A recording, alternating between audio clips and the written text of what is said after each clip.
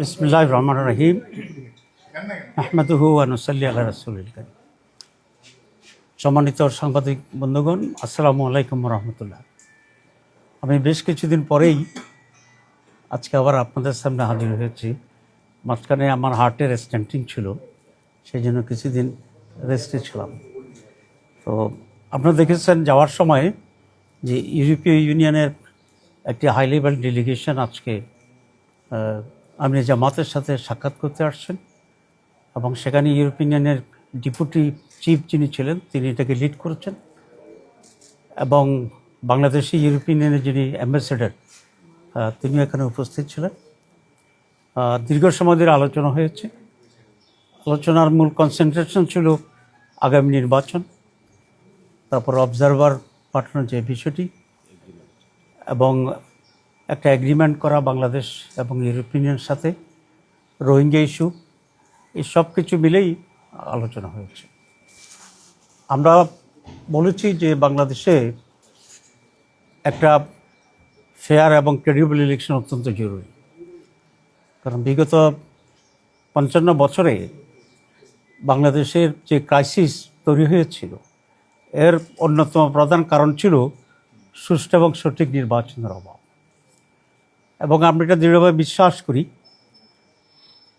এই যে স্টেলমেটটা তৈরি হয়েছে বাংলাদেশের রাজনীতির অঙ্গনে, এটার জন্য আজকে অত্যন্ত প্রয়োজন হচ্ছে আগামী একটি সুষ্ঠু এবং অবাধ নির্বাচন। যদি আগামী নির্বাচনটি অবাধ এবং সুষ্ঠু না হয়, নিরপেক্ষ না হয়, তাহলে ক্রাইসিস কিন্তু শেষ হবে না, ক্রাইসিস আবার নতুন করে তৈরি হবে এবং এটা আরও গভীরতর হবে। আমরা এটা তাদেরকে স্পষ্ট বলেছি, এবং আমরা আশঙ্কার কথা বলেছি।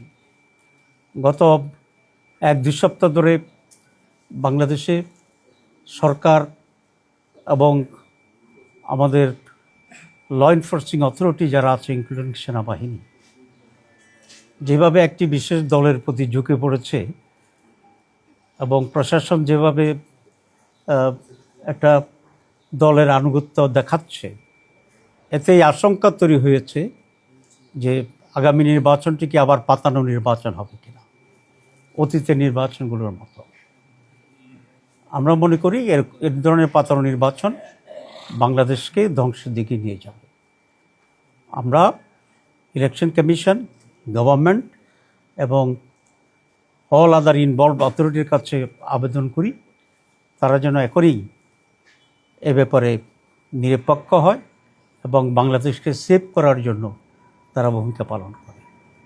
ইউরোপিয়ান বলেছে তারা হায়েস্ট নাম্বার অফ অবজারভার এখানে পাঠাবে, এবং বলা যায় এই নির্বাচনেই তারা বিদেশি পর্যবেক্ষক পাঠানোর জন্যে তারা এগ্রি করেছে এবং বাংলাদেশে করেছে, কারণ এর আগের নির্বাচনগুলো আসলে পার্টিসিপেটরি ছিল না। আমরা বলেছি আমরা এটাকে ওয়েলকাম করি। এরপর ওনারা কনসার্ন ফিল করেছেন যে রোহিঙ্গা ইস্যু কী হবে। আমরা বলেছি আমরা যদি ক্ষমতায় যাই তাহলে আমরা সম্মিলিতভাবে দেশ এবং অন্যান্য বিদেশি যে স্টেক হোল্ডার আছে সকলকে মিলেই এই রোহিঙ্গার রিপ্যাট্রিয়েশন, তাদের সিকিউরিটি এবং সেখানে একটা ডেমোক্রেটিক রাইট এস্টাবলিশ করার ক্ষেত্রে আমরা ভূমিকা পালন করব আন্তর্জাতিক উদ্যোগের মাধ্যমে, ইনশাআল্লাহ। তো তারাও এটা বলেছে, রোহিঙ্গাদের আপনারা জানেন যে হাইয়েস্ট ডোনার হচ্ছে ইউরোপীয় ইউনিয়ন।